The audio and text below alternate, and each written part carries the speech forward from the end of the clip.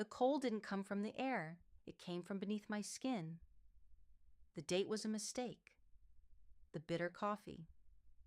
His hands, the other hands, the wrong hands, gripping my wrist with a strength that smelled of desperation and foul breath. The world was shrinking, becoming a narrow alleyway of hot breath and filthy words.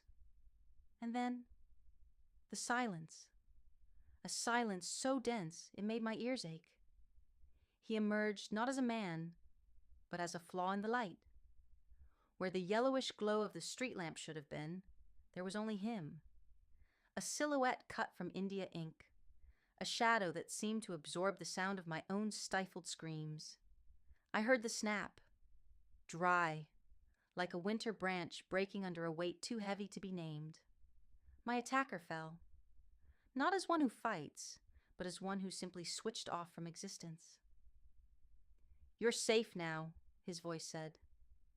It was a voice made of velvet draped over grindstones, deep, vibrating, a frequency that made my teeth hum inside my gums. He extended his hand. His fingers were long, far too pale against the darkness of the night. For one eternal second, reality wavered. The asphalt beneath my feet seemed to turn into black water, deep and hungry, and the only solid thing in the entire universe was the touch. I accepted it. The heat of his palm burned like dry ice, an arctic fire that climbed my arm, branding my name into the bone. He led me to the car. The leather seat smelled of sandalwood and something metallic, something that recalled the taste of blood on the tip of the tongue after a fright. "I was watching," he whispered as the engine roared, a sound like a massive predator purring in the dark. The world is a hungry place for someone with eyes so translucent.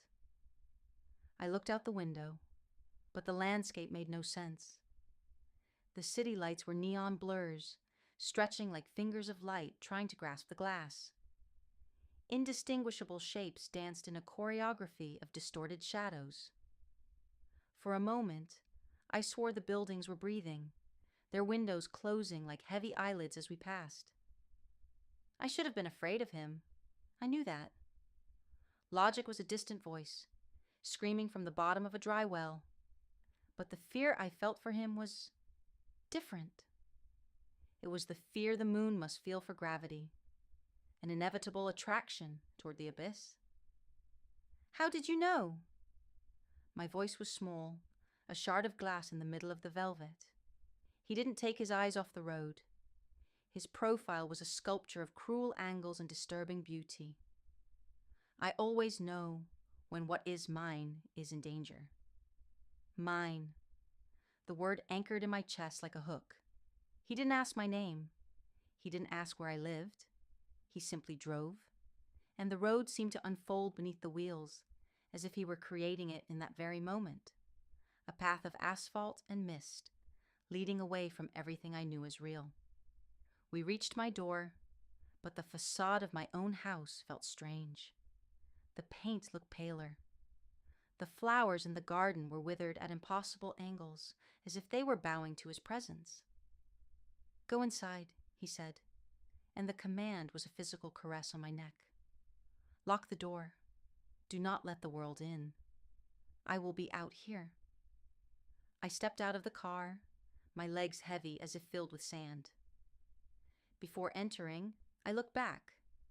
The car was there, motionless, a mechanical shark in the shallow waters of my street. But through the tinted glass, I couldn't see his face. I saw only 2 points of an impossible light, cold and devouring, watching me. I went in. I locked the door. The silence of the house was absolute, yet I could still hear the frequency of that voice. In the hallway mirror, my image seemed a second late in following my movements. I touched my wrist, where he had held me to help me up. There were no bruises, but the skin was marked with a pale, nearly invisible design that pulsed to the rhythm of a heart that was not my own. I was saved. But as I stared at the locked door, The certainty that the danger was now inside the fortress began to crawl up my spine. The price had been paid, and the receipt was written in my flesh. The morning was born dead. The sun was merely a smudge of plaster behind a curtain of mist, unable to warm the window pane. Waking up was like surfacing from a deep dive into oily waters. My sheets were tangled around my body, too tight, as if they had tried to immobilize me during my sleep. In the center of my palm, that pale mark, the trace of his touch, was no longer a smudge. It now looked like an old scar, something that had always been there, waiting for the right temperature to reveal itself. The silence of the house had changed. It was no longer the emptiness of living alone. It was an expectant silence, like the air that precedes a thunderclap. I walked to the kitchen and stopped. On the dining table, where I had left only keys and dust the night before, sat a single object, a black dahlia, so dark it looked like a hole cut out of reality. The petals were damp, but not with water. The smell was overwhelming, wet earth, incense, and the cloying scent of something beginning to rot at the back of a forgotten garden. The doors were locked, the windows sealed. My mind tried to construct a logical explanation. Sleepwalking induced by trauma, a memory lapse. But logic is a lie we tell ourselves so we don't have to look at the abyss. I knew, with a certainty that made me nauseous, that he didn't need doors. He was the kind of shadow that slides through the cracks of perception. The phone vibrated. It wasn't a call. It was a message from a number without digits, just a blank space where an identity should be. You forgot to drink your tea. The cold is an impolite guest. I looked at the stove. The kettle was hot. A thread of steam rose, dancing in the air like a silk ribbon, drawing shapes that resembled long, pale fingers. Panic didn't come as a scream, but as paralysis. I found myself lifting the cup to my lips, not by choice, but like a puppet, whose strings are pulled by an invisible, benevolent hand. The taste was honey and iron. In the afternoon, I tried to leave. I needed to see people, to hear the banal noise of the world, to confirm that reality still existed outside that frequency. But the street felt wrong. People passed me like gray blurs, their faces devoid of detail, voices muffled as if they were speaking through layers of felt. I tried to call my mother, a friend, anyone. The screen showed the names, but when the call connected, the only thing I heard was the sound of slow, rhythmic breathing. His breathing. Maya. I spun around. He was there, leaning against a building I would have sworn wasn't there seconds ago. Julian. He wore a dark overcoat that seemed made of solid shadows. He didn't walk toward me. The space between us simply seemed to shrink, as if the world were being folded in half by his will.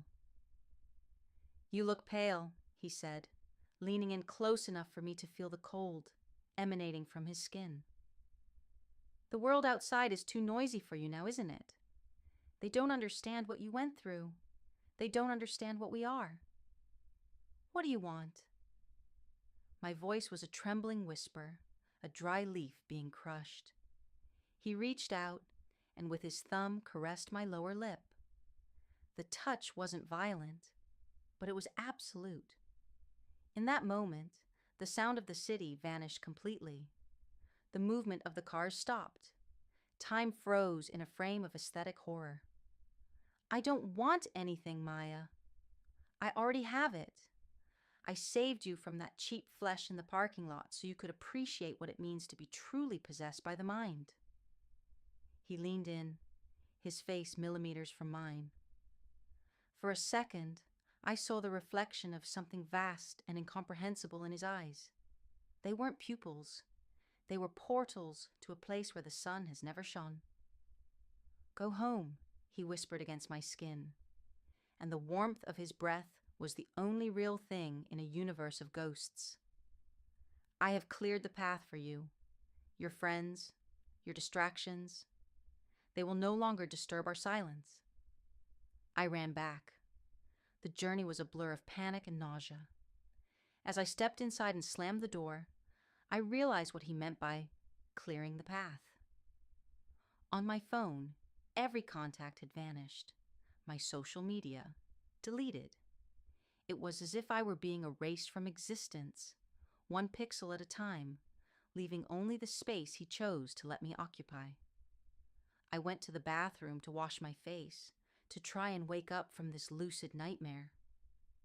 I splashed the ice-cold water, but when I looked in the mirror, I let out a choked sob. The reflection wasn't just mine. Behind me, in the shadows of the hallway that I knew was empty, his silhouette stood. But it wasn't a person. It was a distortion in space, a rift in reality shaped like a man who loved me the way a jailer loves his only relic. I was no longer being watched. I was being assimilated.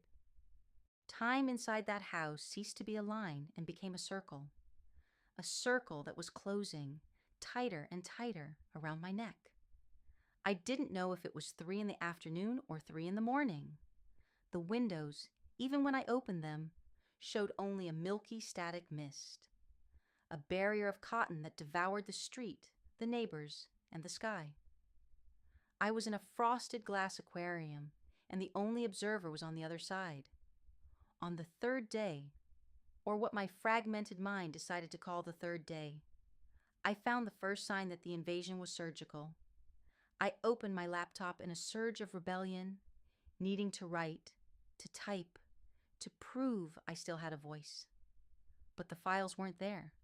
My folders, my drafts, photos from my childhood. Everything had been replaced.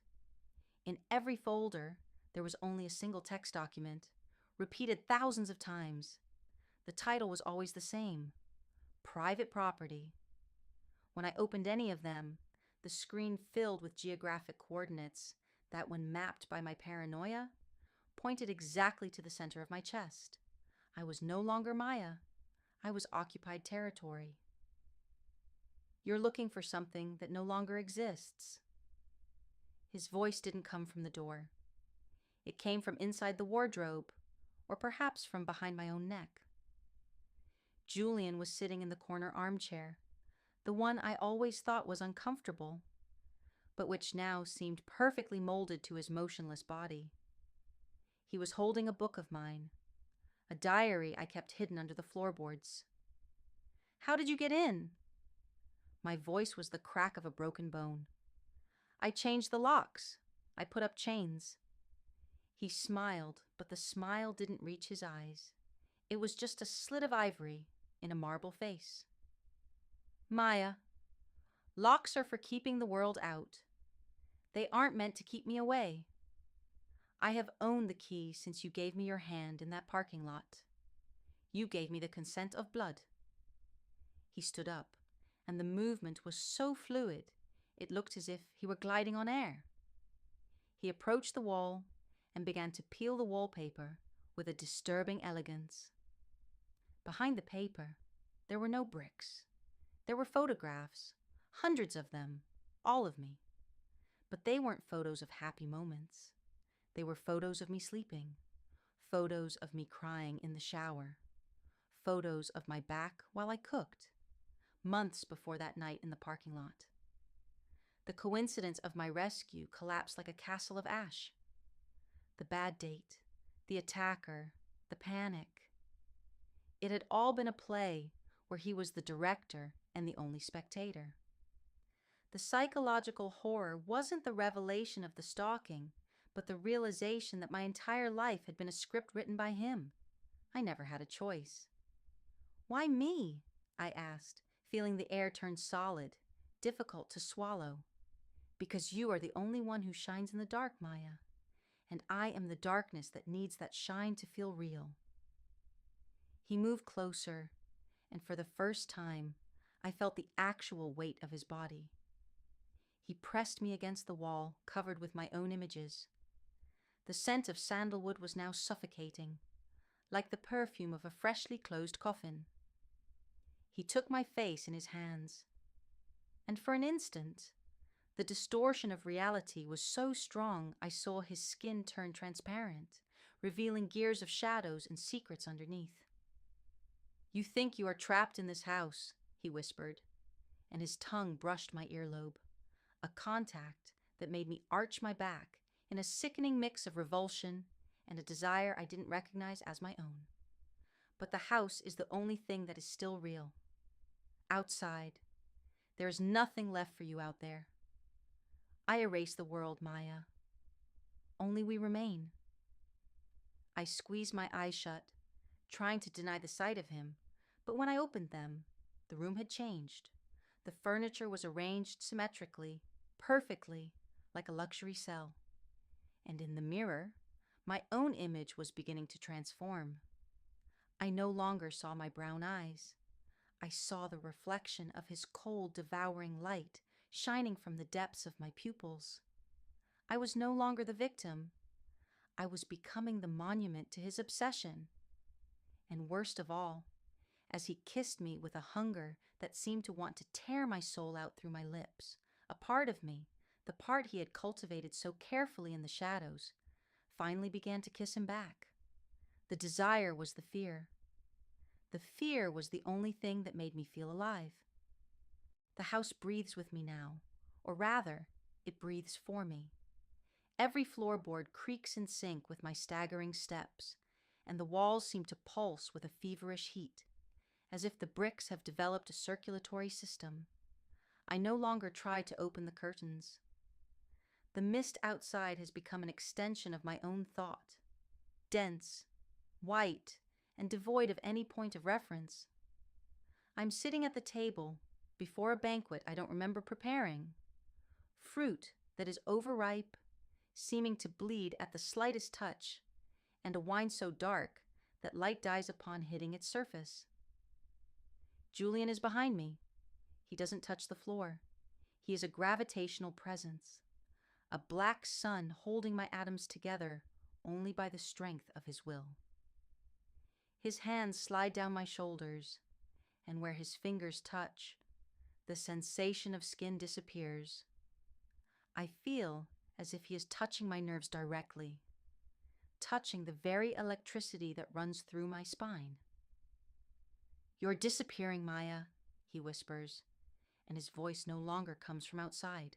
It echoes inside my skull, as if he had installed himself in the space between my thoughts. Can you feel it? The weight of useless memories being discarded? He is right. I try to remember the name of my street, my mother's face, the color of my first bicycle. But the images are like photographs dropped in acid. The edges dissolve first, followed by the center, until only a smooth white void remains. He is pruning my identity, cutting away the dead branches of my past, so that I can bloom only in his greenhouse. "Stop," I try to say, but my tongue feels like lead. I am, you are mine," he interrupts, and the sound of the word mine is a whip crack that reorganizes my reality. "You are the masterpiece I took an eternity to sculpt." He lifts me from the chair and leads me to the hallway. The hallway that once had only 3 doors now seems to stretch to infinity. An impossible geometry where doors multiply like cancerous cells. He opens one of them. Inside there is no room. There is an abyss. "What is this?" I ask, terror rising again like a cold tide. "The final price," he answers, turning me so I look into his eyes. "To be saved from the world, you must cease to belong to it. Are you afraid of what is out there, Maya? Of the bad encounter, the violence, the loneliness, the forgetting?" I look into the void inside the room, and for a second, I see flashes of the outside. I see the attacker in the parking lot, but now his face is mine. I see the loneliness of an ordinary life being replaced by this absolute and terrifying devotion. His manipulation is a maze with no exit. He has convinced me that I'm too fragile to exist without his hands around my neck. And the deepest horror is not the lie he tells, but the part of me that chooses to believe it, so I don't have to face the nothingness. The world is a nightmare, my love, he murmurs, pressing his forehead to mine. I am the only dream from which you never need to wake. He begins to lead me into the abyss. My feet hesitate on the border between the solid floor and the absolute darkness. I feel a violent urge to jump and a desperate need to flee. The limit between the pleasure of surrender and the fear of annihilation is now an invisible line. If I go in, what is left of me? I ask, tears streaming down, but drying instantly from the cold emanating from him. Nothing, he smiles, and for the first time, I see a glimpse of an ancient hunger in his expression. And it is in that nothing that we will be perfect. The door begins to close behind us, and the sound of the lock turning feels like a judge's gavel, sealing a life sentence. The chapter ends with Julian's touch descending my spine, no longer as a man, but as a shadow about to devour me completely, while I, in a final act of distorted will, lean in for his kiss. The outside no longer exists.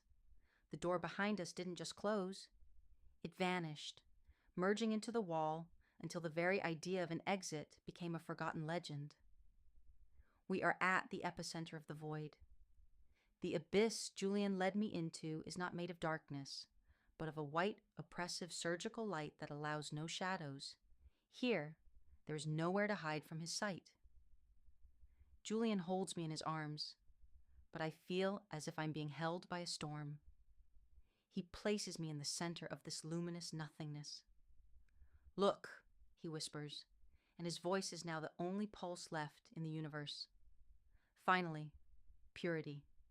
No noise, no other eyes, only my hunger and your surrender.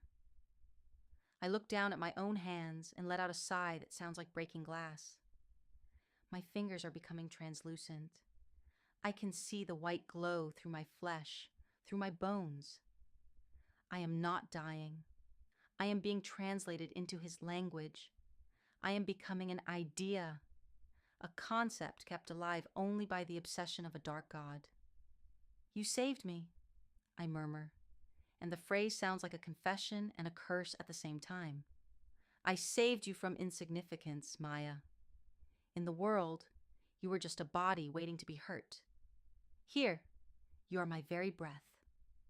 He approaches, and the pressure of his presence is so vast that the air seems to turn into mercury. He kneels before me, and his hand moves up my neck, but there is no longer the heat of dry ice. There is only a vacuum. He closes his fingers slowly, not to choke me, but to claim the last bit of autonomy I have left. My mind makes one last effort, a flash of rebellion. I try to scream my name, but the word Maya dissolves on my tongue before it can be uttered, replaced by an echo of his name. I try to remember the face of the attacker in the parking lot, and for a second, I see the final truth. Julian's face was there, behind every fear I ever felt, orchestrating every shadow of my life so that I would run, of my own will, into his arms. He didn't save me from a bad encounter. He was the bad encounter, the first, the only, the eternal. Now, Maya, the price. He kisses me. It is a kiss that seeks not pleasure, but absorption. I feel my consciousness being sucked into him, like a star being devoured by a black hole. My vision fades, but not into darkness, into this absolute white. My senses shut down one by one, touch, smell, hearing, until only thought remains, and the thought is no longer mine. I am here, he thinks inside me. We are here, I reply without lips. The I has been extinguished. The he has become the horizon. The final image is that of a pair of eyes that never blink, watching over a soul that now dwells in a crystal jar at the center of a mansion that exists nowhere. The silence is total. The price has been paid. Julian's protection is finally complete. I will never suffer again because I no longer exist to feel. Only the echo remains, and the echo belongs to him. If you enjoyed this glimpse into the shadows, subscribe to Velvet Vices for more forbidden stories. Don't let the fire fade out.